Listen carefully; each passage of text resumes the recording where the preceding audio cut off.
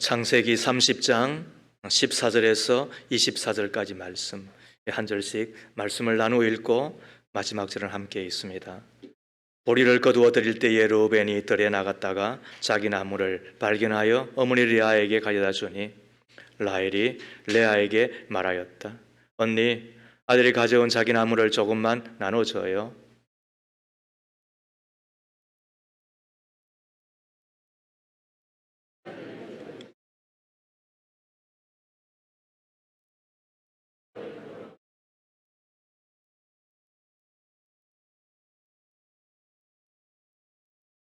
그날 저녁에 야곱이 들에서 돌아올 때에 레아가 그를 맞으러 나가서 말하였다. 당신은 오늘 밤에는 나의 방으로 드셔야 해요. 나의 아들이 가져온 자기 나무를 라헬에게 주고 그 대신에 당신이 나의 방으로 드시게 하기로 했어요. 그날 밤에 야곱이 레아와 함께 잤다.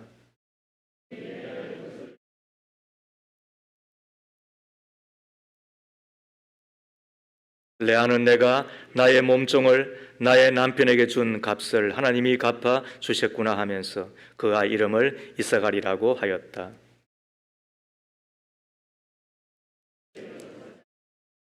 레아는 하나님이 나에게 이렇게 좋은 선물을 주셨구나. 내가 아들을 6이나 낳았으니 이제부터는 나의 남편이 나에게 잘해 주겠지 하면서 그 아이 이름을 스볼론이라고 하였다. 하나님은 라헬도 기억하셨다. 하나님이 라헬의 호소를 들으시고 그의 태를 열어주셨다.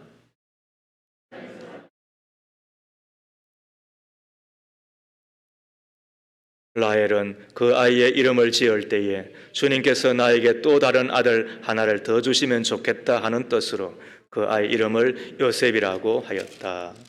이는 하나님의 말씀입니다. 하나님 감사합니다. 아멘. 신자가 사는 방식 13번째 이야기를 함께 나누기를 소망합니다. 어떤 농부가 2마리 소를 가지고 밭을 갈고 있었습니다. 지나가던 나그네가 농부에게 묻죠. 어떤 소가 일을 잘합니까? 농부는 나그네 귀에 대고 누렁이가 잘합니다. 그러자 나그네가 그 농부에게 하는 이야기가 이러하지요. 왜 기속말로 합니까? 그러자 농부가 하는 이야기가 저쪽 금동이 소가 들으면 시기하니까요. 이런 이야기를 했다는 거예요. 참 그러고 보면 짐승도 시기하는가 봅니다. 그러면 사람은 나을까요? 이 시기의 역사를 더듬어 보면 결코 짐승보다 낫지 않은 사람, 어쩌면은 짐승보다 못한 게 사람이라고 하는 사실을 우리가 알게 돼요. 인류 최초의 아들 가인이라는 이가 자기의 동생을 시기하여 예배 이후에 들에서 쳐 죽이는 장면을 우리가 보게 되잖아요. 무엇 때문에? 시기 때문에. 아버지의 편에 대한 시기심을 극복하지 못하고 어린 동생을 죽이려고 하다가 나중에는 애굽에 팔아버리는 형들의 그 끔찍한 모습을 우리가 보게 되잖아요. 자기 아들과 같은 청년 다윗의 인기가 높아지니까 그때부터 칼과 창을 들고 어린 다윗을 죽이려고 평생을 쫓아다니는 졸렬한 사울 왕도 우리가 보게 되잖아요.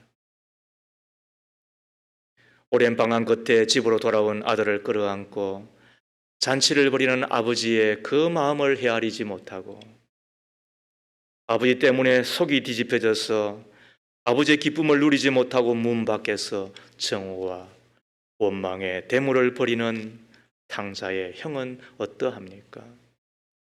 더 나아가 마태복음 27장 18절에 보면 예수님의 인기가 높아지자 예수님을 시기하였다.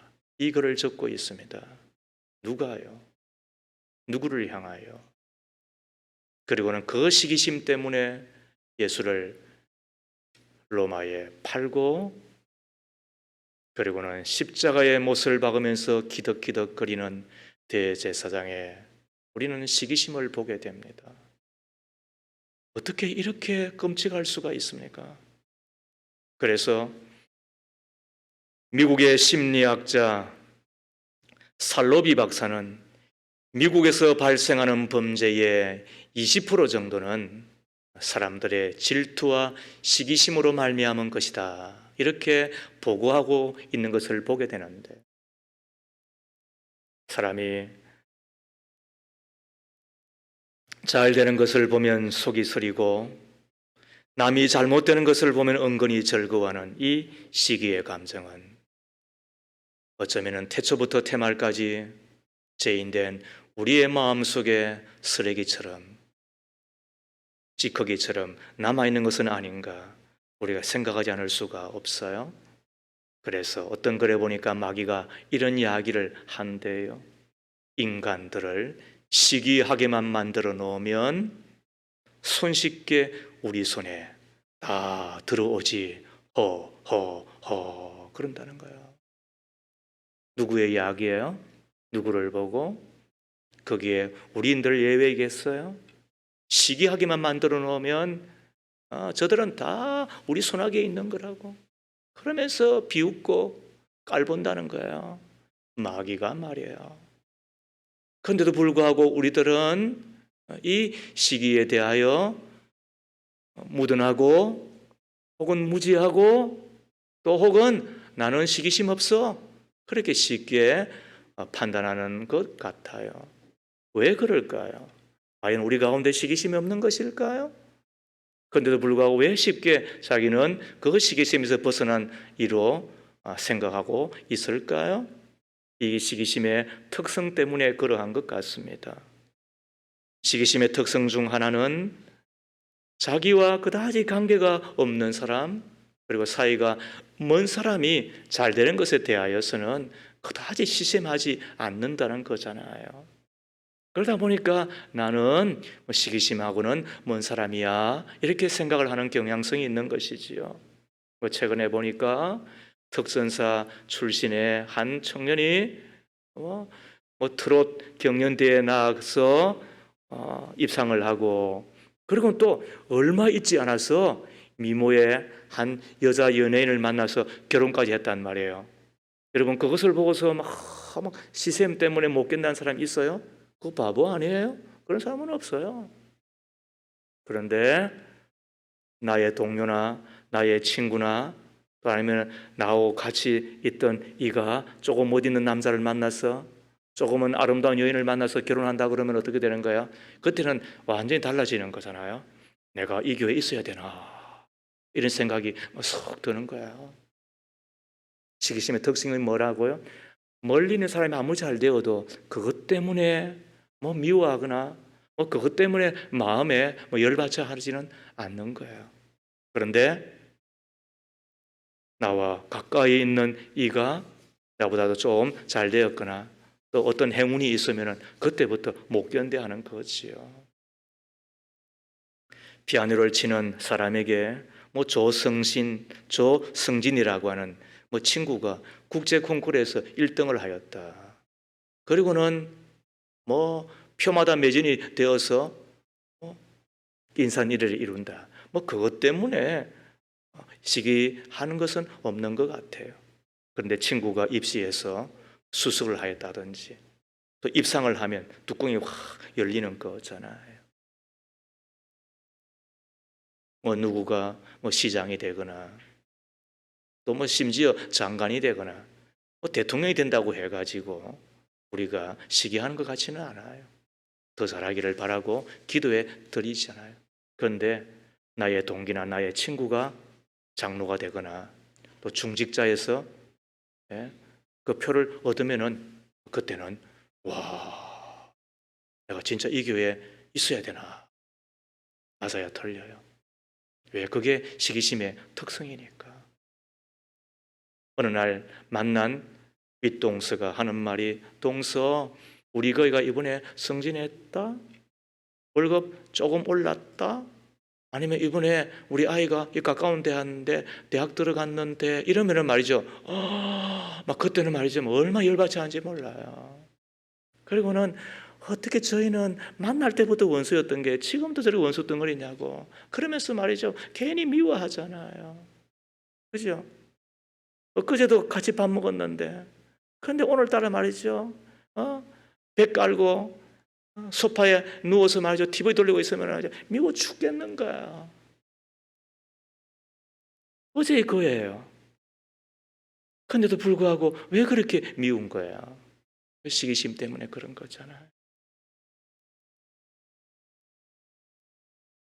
지나가던 이가 하는 이야기예요. 목사님, 이번에 저 옆에 교회에 새로 담임이 부임해 오셨는데요. 와, 설교 잘합디다. 아무튼 입이방정이에요, 여러분. 그 이야기 왜 저한테 해요? 그런데 그 이야기 들으면 저는 알게 모르게 좋은 일이죠. 말은 그렇게 하지만은 그런데 제 마음은 조금 달라질 수 있지 않겠느냐는 거예요. 그러고 보면 이 시기심의 특성이라고 하는 것이 나와 관계없거나 먼 사이일 경우는 뭐 그가 잘 되었거나 뭐 특별하다 하더라도 그다지 신경이 쓰이지 않아요. 무덤덤해요.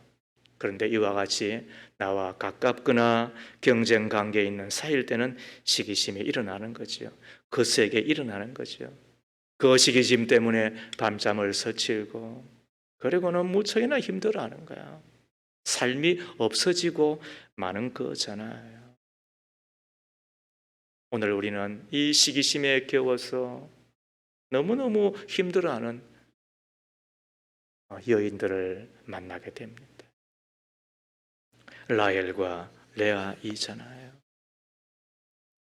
라헬을 보십시오. 창세기 29장 17절에 의하면 그는 얼마나 얼굴이 이쁜지 몰라요. 몸매도 아름답다고 이야기하고 있어요. 그리고 29장 18절에 의하면 남편의 사랑을 독차지하고 있었어요. 얼마나 남부러울 것이 없는 여인이 되잖아요. 그리고 거기에다가 성경이 이 라헬에 대한 이력을 적고 있기를 그는 부지런하였다라고도 이야기를 합니다. 그런데 야곱과의 사이에 아이가 없자 언니 레아를 시기하는 라헬을 우리는 보지 않을 수가 없어요. 30장 1절에 라헬은 자기와 야곱 사이에 아이가 없으므로 언니를 씻세우며 이게 시기하며 그리고는 야곱에게 하는 이야기가 뭐야? 나도 아이 좀 낳게 해주세요. 그렇지 않으면 죽어버리겠어요. 와, 이런 이야기 하면은 어때요? 처음에는 투정으로 보이다가 나중에는 어떤 일인가 죽여버리고 싶은 거야.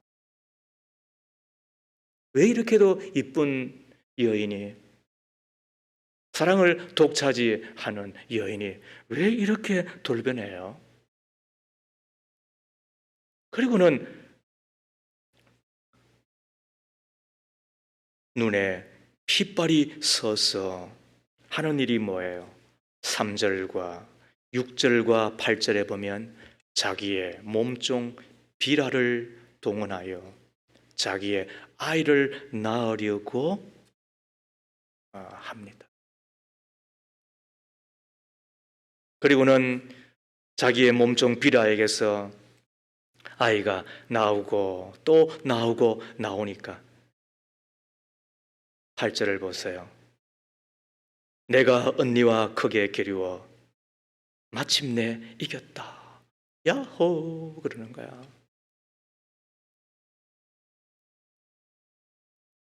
자기가 언니와 겨루어서 이제는 크게 이겼다는 거야. 여러분 지금 이게 뭐 올림픽 시합이에요?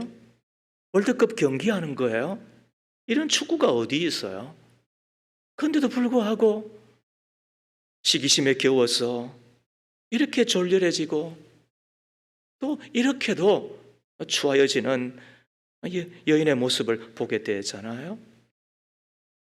그러자 레아가 가만히 있겠어요?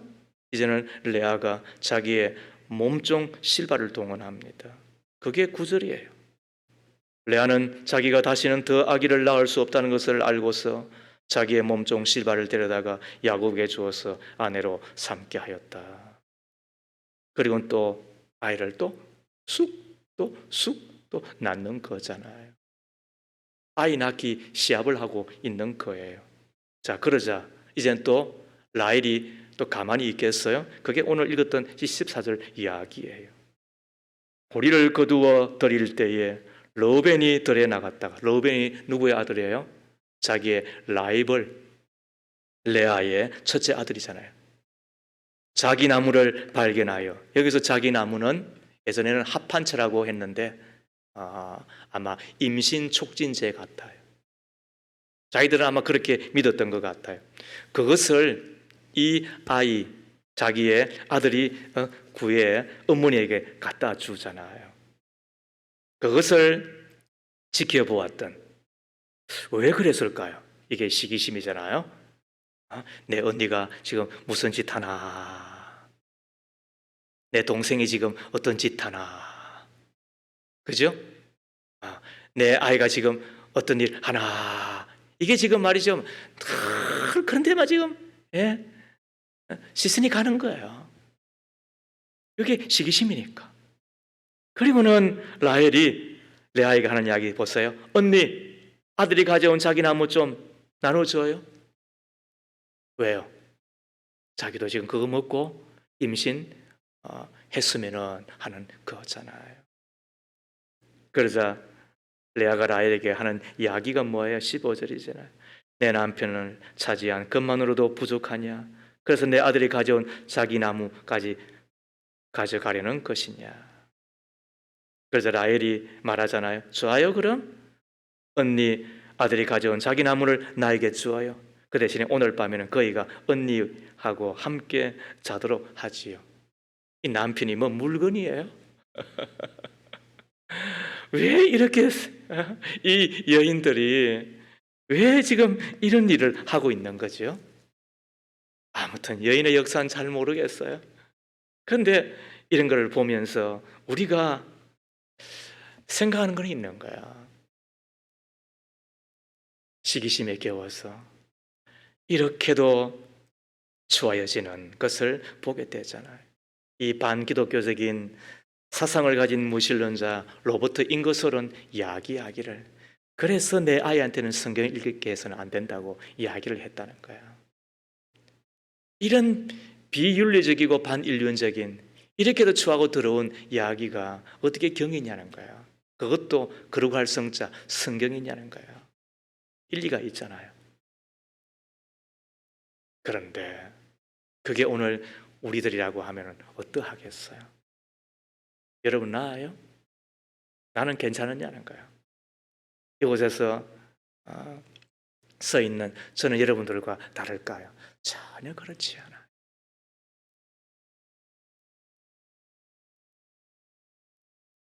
이 시기심은 시기심으로만 그치는 것이 아니라 결국은 우리의 일상의 삶을 다 빼앗아가 버리고, 그리고 자기를 철저하게 파괴하는 것임을 우리는 너무나도 잘 알잖아요. 욥기 5장 2절에 보면 미련한 사람은 자기의 분노 때문에 죽고, 분노하지 마세요. 죽는데요. 어리석은 사람은 자기의 질투 때문에 죽는데요. 그 질투 때문에 죽잖아요. 잠언 14장 30절 말씀을 들어보십시오. 마음이 평안하면 몸에 생기가 도나, 마음이 평안하면 몸에 생기가 돈대요. 그런데 질투를 하면, 시기를 하면 뼈까지 썩는다. 그래서 무서운 거예요. 이 시기가 자기를 죽이는 거예요. 뼈까지 썩게 한다는 거예요. 저는 성경을 있는 그대로 믿어요. 몸의 양약은 우리에게, 기쁨은 우리에게 양약이 되어도 근심은 우리의 뼈를 마르게 한다. 저는 이것이 무려 3,000년 전 전혀 의학이라고 하는 것이 거의 존재하지 않을 때에 적혀져 있는 것을 보고서 저는 무릎을 탁 쳤습니다. 뼈를 마르게 한다. 그거는 골수에서 피가 나오는데 그 피가 건강하지 않다는 이야기를 하는 거예요. 현대의학이 지금 거의 다 100% 동의하는 거잖아요. 건강의 기초는 끝내는 피라고 하는. 그런데 그 피를 만들어내는 골수를 마르게 하고, 그래서 피가 좋지 않게 하는 것은 마음의 근심이다. 그런데 반면에 마음의 기쁨은 우리 몸의 양약이 된다. 야, 여러분, 이거는 우리가 진짜 아멘 하면서 받아야 되는 거예요. 이와 똑같은 게 뭐야? 뼈를 썩게 하는 것이 그게 시기심이라는. 여러분, 이재용이가 삼성 재벌이 돼서 1년에 30조, 40조, 그것도 삼성전자에서만 이익을 남기는 것. 4분기 때는 좀 줄어들어 하지만 그것 때문에 밤샘 설치는 사람은 없어요. 그런데 내 옆에 있는 영업소가, 혹은 내 옆에 있는 가게가, 혹은 내 바로 동기가 된다고 하면 그때부터는 그냥 죽는 거예요. 이게 시기잖아요. 서양 속담에 사랑한 자의 마음속에는 천국이 있고 시기하고 질투한 사람의 마음속에는 지옥이 있다고 이야기했는데, 여러분, 그게 끄떡여지는 것이지요. 그러나 여러분, 여기서 우리가 그치지 않아요. 이 시기심에는 악마성이 있습니다. 시기라고 하는 것은 어떤 심리장은 단순한 이 감정이 아님을 명심할 필요가 있어요. 야고보서 3장 14절 이하 말씀을 우리가 읽어야 돼요. 여러분의 마음속에 지독한 시기심과 경쟁심이 있으면 자랑하지 말고 진리를 거스려 속이지 마십시오. 이러한 진리는 위에서 내려온 것이 아니라 땅에 속한 것이고 육신에 속한 것이고 마귀에게 속한 것입니다. 시기심과 경쟁심이 있는 곳에는 혼란과 온갖 악한 행위가 있다라고 이야기를 하는데, 이상해요. 내가 왜 자꾸 이렇게 열이 나지? 왜 요즘 내가 밤잠을 깊이 못 자지? 왜 내 속에 이렇게 그 사람의 이야기만 나오면 자꾸 장점보다는 단점, 강점보다는 약점을 가지고 자꾸 이렇게 흠집을 내고 있지? 그 사람에 대하여 내 아내나 혹은 내 가족이 이야기를 하면은 확 열이 받쳐서 받아치려고 하고, 그리고는 다른 이야기를 하는 것이 뭐 때문이지? 그때 우리가 생각할 것이 뭐라고요? 내가 지금 마귀한테 공격을 당하고 있는 것이구나. 악마가 하는 일이 뭐라고요? 우리로 독한 시기심 가운데 빠지게 하면서 우리로 말은 맞는 것처럼 이야기를 해요. 그런데도 불구하고 계속해서 시샘하게 되고 미워하게 되고 그리고는 공격하게 되고 이기려고 하게 된다는 것 아니겠어요? 우리가 이때 얼른 깨달으셔야 돼요. 저는 새벽에 이곳에 와서 여러분들과 함께 말씀을 나누고 난 이후에 앉으면 기도할 때마다 가끔 혹은 자주 그럽니다. 나사렛 예수 이름으로 명하노니 악한 영은 떠나갈지어다. 나사렛 예수 이름으로 명하노니 내 속에 있는 독한 마음 혹은 한쪽으로 치우친 마음, 그리고는 내 속에서 자꾸 평소와는 다른 생각이 들 때마다 지금 악한 자, 원수 마귀가, 이 악마가 나를 공격하는 것이구나. 노출되면 안 되겠구나. 그때 하는 게 뭐라고요? 쫓는 거잖아요. 왜? 시기는 나를 파멸시키는 것이고 끝내 나를 죽이는 제약이기 때문에 그래요. 무엇보다도 이 마귀의 악마성을 우리가 기억한다고 한다면 내버려 두어서는 안 돼요. 그런데도 불구하고 많은 사람들이 이 악마의 업무를 구별하지 못하고 자기를 파멸시키는 그 시기의 길을 그냥 뚜벅뚜벅 걸어가고 있는 것을 보게 됩니다. 그건 자기 손해예요. 끝낸 자기가 죽고 마는 거예요. 자, 그렇다면 오늘 우리는 이제 답을 찾아가십시다. 어떻게 하면 이 시기심을 극복하고 건강하고 행복한 삶을 살아갈 수가 있을까 하는 거잖아요. 누군들 여기에서 예외가 어디 있겠어요? 아무도 예외가 없어요. 다만 지금 노출되고 있지 않을 뿐이고 다 숨기고 있는 것에 불과한 거잖아요. 첫 번째, 시기심을 극복해야 큰 인물 되고 복받는 사람 됨을 믿어야 됩니다. 중요한 말이 뭐라고요? 내가 믿어야 됩니다.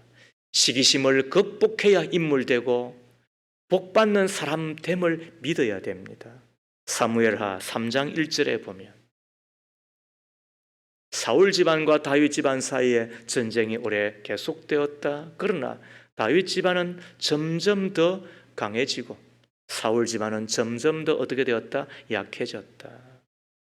저는 이 말씀을 읽을 때마다 사울 집안에 대하여 측은한 생각이 들고 그리고는 비참함을 느끼지 않을 수가 없습니다. 마음이 겸손하고 그리고 너그러웠던 다윗은 점점 더 강해져요. 그런데 마음이 좁고 교만하여 시기심으로 꽉 찼던 사울의 집안, 그리고 사울은 점점 더 약해집니다. 나중에는 그 전쟁에 나아가 패배하고 자기의 칼에 엎드려 자기의 몸을 찌르고 생을 마감하고 말잖아요. 왜 그렇게 되는 거예요? 그게 시기심 때문에 그런 거예요. 얼마나 비참한지 몰라요. 얼마나 슬픈 이야기인지 몰라요. 그러므로 순간순간 기도하면서 이 시기심을 극복하셔야 돼요. 그렇지 아니하면 치사한 사람 되고 마는 거예요. 그런데 이와 비근한 상황 가운데 처했던 한 사람이 또 있어요. 그런데도 불구하고 그는 그 시기심에 빠지지 않아요. 그가 누구일까요? 그가 갈렙이에요. 모세와 함께 광야 생활을 하고 그 40년 동안 어쩌면은 지도자감으로 훈련되어지고 그리고는 쓰임받는 기회가 동일하게 주어졌던 인물이 여호수아와 갈렙이에요. 그런데 하나님의 뜻이 있겠죠. 모세는 자기의 운명이 끝났음을 알고 그리고는 내가 이제 들어가거라. 그리고 내가 내 민족을 이끌어가거라. 그리고는 후계자로 세우는 이가 여호수아예요. 그때 갈렙의 마음이 어떠했겠어요? 우리도 마찬가지지만은 온 인류 가운데 있는 마음이 이 개의 마음이에요. 도구의 마음이 아니고 알죠? 저 바다 개 말이에요. 맛있잖아요. 그런데 그 개가 어떤 짓을 한 거 알죠? 동료들이 말이죠. 올라가려고 하면은 콕 부들고서는 다 끄집어 내린다는 거야. 또 이쪽에서도 막 올라가려고 하면 또 말이죠. 다 끄집어 또 막 내린다는 거야. 그럼 또 지가 또 올라가려고 막 하면 또 말이죠. 또 다른 동기들이 또 개 이빨로 또 당으로선 또 다 끄집어 내린다는 거야. 그래서 개 같아 이렇게 이야기하는 거 여러분 들어보셨죠? 왜 갈렙의 마음 가운데 그런 마음이 없었겠어요? 그런데도 불구하고 이 갈렙은 자기의 동기, 자기의 친구 되는 여호수아를 성공시켜 주는 거예요. 그리고는 자기도 명품 인생 되는 거잖아요. 저 고지를 내게 주옵소서 하면서 그는 여든이 되었을 때도 불구하고 전혀 건강에 해를 당하지 아니하고 싱싱하고 푸릇푸릇하고 그의 얼굴에는 주름이 졌는지는 모르겠으나 그러나 그의 영혼에는 주름 하나 없는 그런 아름다운 사람으로 드러날 수 있었던 이유가 무엇이었을까? 그의 영혼이 잘된 것 같이 범사가 잘되고 강건하기 때문에. 네, 맞아요. 시기심을 극복함으로 아름다운 성품의 사람으로 드러나는 것을 우리가 보게 되잖아요. 시기심을 극복하여야 인물되는 거야. 시기심을 극복하여야만 하나님이 예비하신 복을 받는 거예요. 이것을 우리가 어떻게 해야 되는가요? 믿어야 되는 거예요. 유명한 주경가 FB 마이어 목사의 은혜로운 간증담을 듣습니다. 가까운 친구인 캠벨 목사가 미국에서 사역을 할 때는 매일매일 기도해 주었대요. 그런데 이 캠벨 목사 친구가 영국으로 돌아와 자기 교회 가까이서 목회를 한다고 하니까 불안과 시기심이 일어나기 시작을 하더랍니다. 그러나 마이어 목사는 그 마음을 억누르고 자기 교회에서 크게 환영식을 해드렸을 뿐만 아니라 그날 밤에는 캠벨 목사님의 목회하는 그 교회에 가서 설교를 들었죠. 그랬더니 찰스 펄전이라고 하는 당대 최고의 목사님이 와서 함께 있더라는 거예요. 결과적으로 마이어 목사님도 훌륭한 목회자로 또 주경가로 성공적인 목회를 잘 마무리하였죠. 얼마나 훌륭합니까?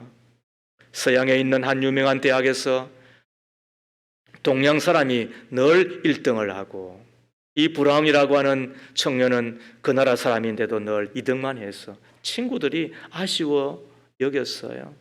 그러다가 그 동양 학생이 맹장염에 걸려 수술을 하느라 여러 날 결석을 하게 되었는데 브라운의 친구들이 은근히 좋아했대요. 너 이번에는 1등이다. 너 이번에는 1등이다 야.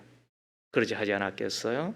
그런데 학기 말 시험을 치자 또 동양 학생이 1등을 하더랍니다. 어떻게 되렸냐고 물으니까 그 동양 학생이 고백하기를 병원에 있을 때 내 친구 브라운이 라이벌이고 적수임에도 불구하고 매일 찾아와서 강의 들은 것 나한테 설명해 주더라.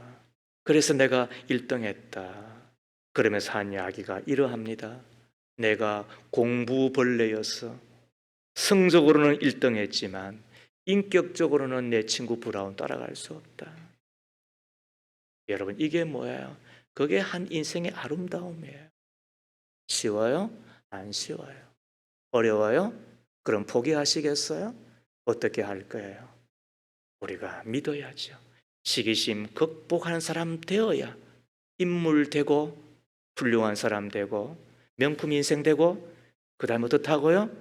하나님이 예비하신 복을 받는 거예요. 그러므로 기독교는 믿음부터 시작하는 거예요. 우리가 그래야 하나님이 예비하신 복을 받는 거예요. 두 번째로 시기심을 극복하려면 내가 나 자신에 대하여 내 자신이 되어야 되는 거예요. 그리고 공평하신 하나님을 신뢰하셔야 되는 거예요.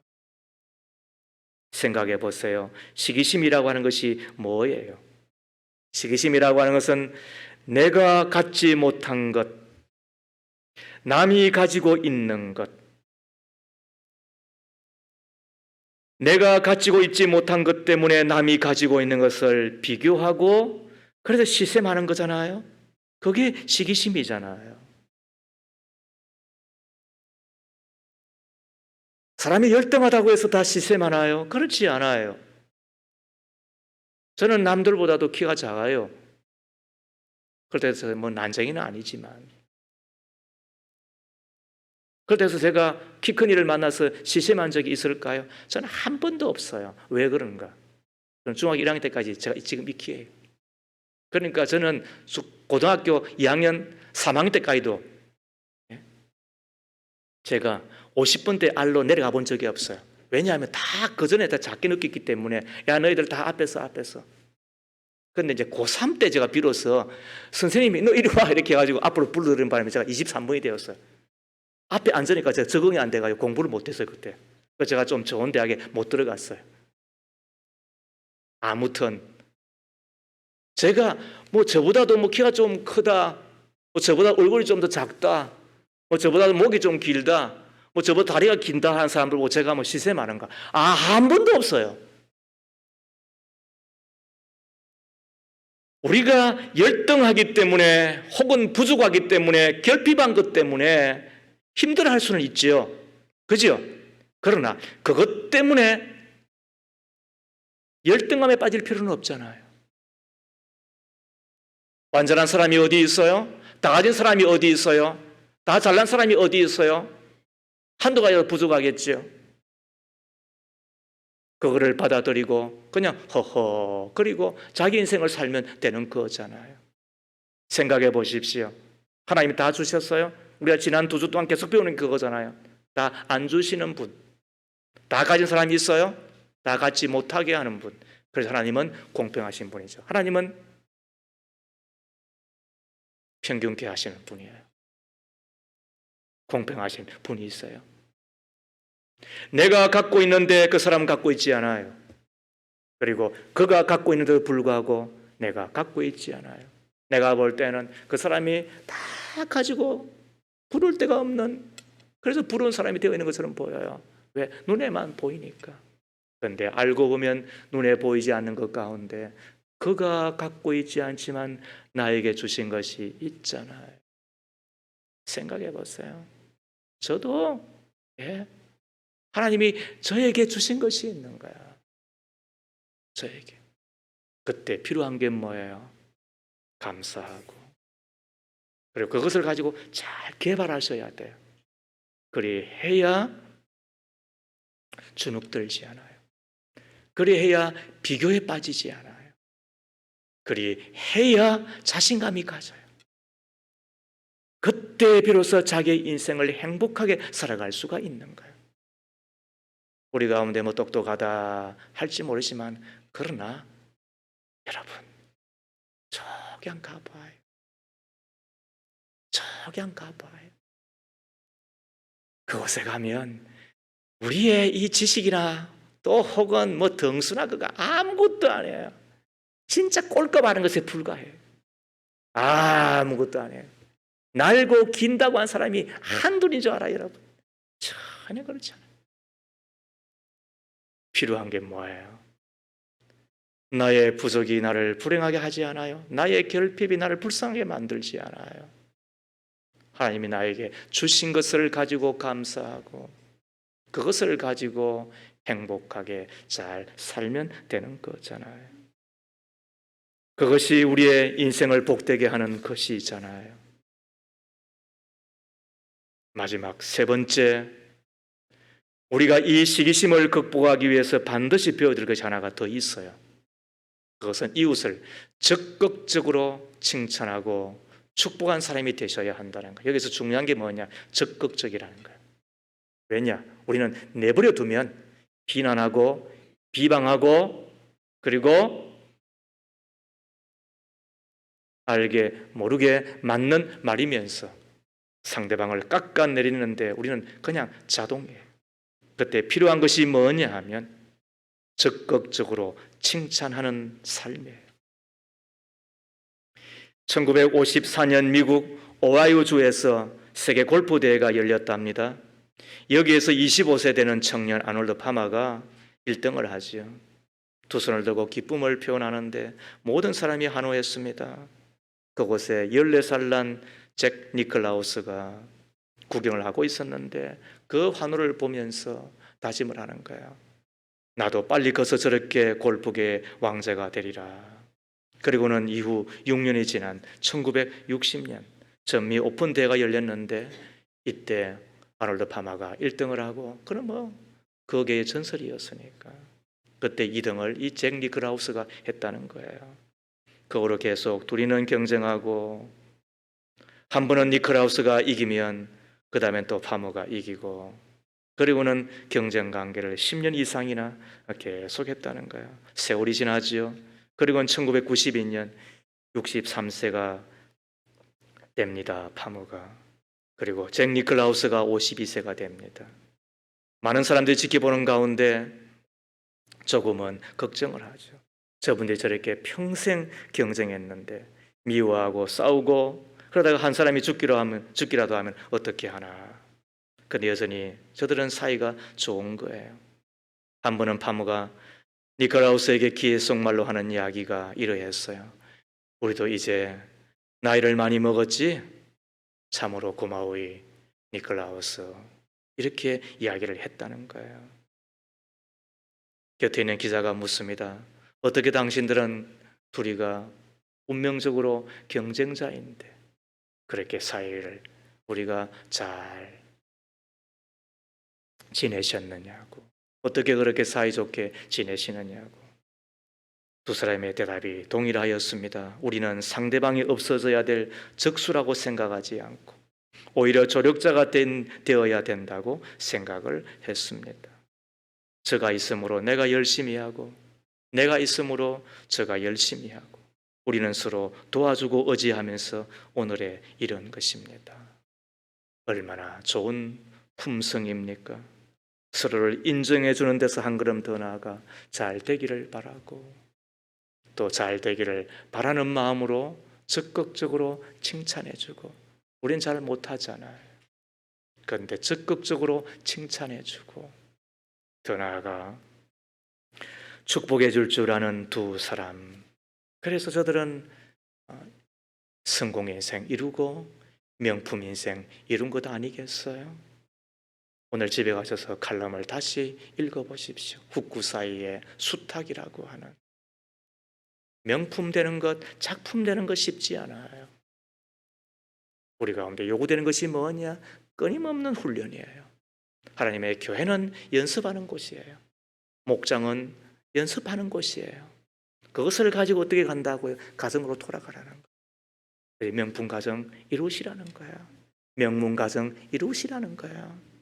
하나님의 교회는 신앙생활 하는 곳이 아니에요. 신앙을 하면 좋겠지만 하나님의 교회는 신앙생활을 배우는 곳이에요. 배워서 어디 가라고요? 내 삶의 1번지 가정으로 돌아가라는 거예요. 내가 살아야 될 곳으로 돌아가시라는 거예요. 그곳에서 하나라도 어떻게 하고 칭찬해주고 하나라도 축복해주고 잘 되기를 바라면서 기도해주고. 우리 속에는 그런 마음이 있어요? 없어요? 없어요. 그러나 그 시기심에 빠지면 우리는 처참해집니다. 졸렬해집니다. 비겁해집니다. 더러워집니다. 추해집니다. 자기가 괴롭혀집니다. 뼈가 썩습니다. 끝내는 망하고 마는 것입니다. 일상의 삶들을 다 빼앗기고 마는 것입니다. 아닌 척해도. 그러니까 그분들 얼굴을 보면 어떻습니까? 그 시기심에 찌들어서 있는 거잖아요. 지금 마스크를 쓰고 있으니까 좀 낫지. 다 벗어보세요. 다 탈로 나잖아요. 하나님 만났을 때 너 뭐 하다가 왔니? 그러면 어떻게 하시겠어요? 필요한 게 뭐예요? 이 시기심을 극복하셔야 된다. 그래 해야 우리가 인물되고 예배하신 하나님의 복을 받는다는 것을 믿어드려야 돼요. 그때 필요한 것이 뭐예요? 내 인생 내가 살 거다. 그에게 있는 것 나에게 없지만 그래서 어떤 때는 갑갑하고 답답하고 복을 나고 어떤 때는 화도 나지만 그러나 그때 주님을 바라보는 순간에 내가 준 거 있지 않느냐는 거예요. 그러므로 우리가 내 그릇됨을 인정하셔야 돼요. 여러분, 제가 어떻게 대목회자가 되겠습니까? 제가 어떻게 누구보다도 그런 거 할 수 있겠습니까? 옛날에는 뭐 간혹 그런 생각했습니다. 그러나 지나고 보니 다 내 그릇에 마땅한 거 주셨습니다. 그리고 더 나아가 큰 교회 목사들 다 죽습니다. 병들어서. 죽으란 이야기가 아니라 그만큼 고생 많습니다. 그런데 저는 그래도 목회의 본질을 추구하고 설교하는데 또 승부 걸 수 있고 오랫동안 묵상하며 살 수 있는 그 복을 또 주셨잖아요. 그것도 우리 두 아이들 또 잘 자라주어서 또 고맙잖아요. 그러므로 하나님은 공평하심을 신뢰한다고 한다면 어떻게 한다고요? 만족하며 썩어 없어지는 삶을 살아가는 것이 아니라 자족하며 행복한 삶 살 수 있지 않는가요? 시기심 벗어나고 그 다음에 적극적으로 뭐하고? 칭찬하고 적극적으로 축복하고. 내가 말로 그렇게 하면 내는 약 90% 이상이 내는 내가 말한 대로 된대요. 그래서 내가 그를 칭찬합니다. 그를 축복합니다. 그러면 내 말을 듣고 이 내는요, 와, 너 괜찮은 놈이네. 그리고는 확 호르몬을 뿌려준다는 거 아니에요. 그럼 그때부터 내가 춤추는 인생, 잔치 인생 살게 되는 것이 있잖아요. 바라기는 이 모질고도 이 모진 시기심 우리가 매여 살지 말고 벗어나 잘 극복하고 그리하여 또 다른 사람들을 성공시키고 또 다른 사람 복된 인생 만들어 드리는 명품 인생, 그리고 또 명품 인생이 만들어낸 명품교회 꼭 될 수 있기를 주의 이름으로 축복합니다. 하나님 아버지, 우리의 약함을 아시는 주님께서 때로는 불일 일어나는 시기심 때문에 나의 마음이 도무지 안정되지 않음을 주께서 먼저 아십니다. 시기심이야말로 자신을 괴롭히고 자신의 삶을 파괴하고 무엇보다 악마에게 조종되는 것임을 깨닫고 쓸데없이 남과 비교하지 않게 하시고 하나님의 창조 목적에 맞는 나 자신을 세워 나아가며 내 안에 계신 예수님으로 인하여 기뻐하고 감사하고 자족하며 상대를 인정할 줄 알 뿐 아니라 상대를 칭찬하며 축복하며 살아가는 저희들 다 되게 하옵소서. 시기심을 극복한 다윗처럼 갈렙처럼 살아 성공 인생, 명품 인생 다 될 줄로 믿습니다. 예수님 이름으로 기도하옵나이다. 아멘.